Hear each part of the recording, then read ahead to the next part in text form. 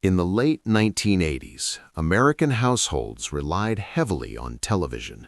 It was trusted, it was regulated, and most importantly, it was predictable. Programs followed schedules. Emergency alerts followed strict rules. That is why one unexplained broadcast, which interrupted regular programming, has remained unsettling for decades. This video explains a mysterious emergency broadcast that aired briefly and was later denied by every station involved. To understand why this incident mattered, it's important to understand the time. There was no internet, no social media, no instant recordings. If something appeared on television, it was assumed to be authorized.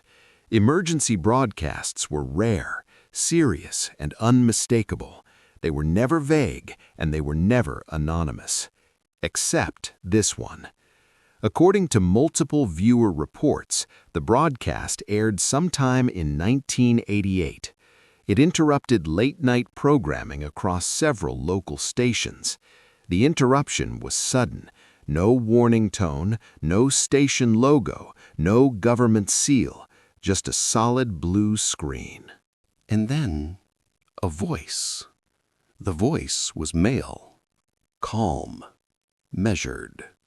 It did not sound panicked or urgent. Viewers were instructed to remain indoors after nightfall. There was no mention of weather, no mention of military action, no mention of public unrest.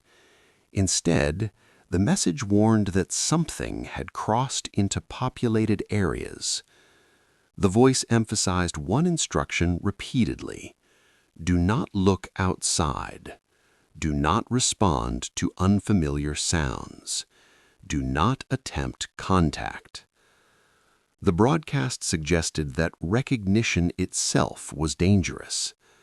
Before the screen went black, the voice delivered one final line: if you believe you are alone, you are mistaken. There was no sign-off. The screen cut to static. Regular programming did not resume. Most stations went silent for several minutes afterward. Phone lines at local stations reportedly flooded. Viewers asked the same questions.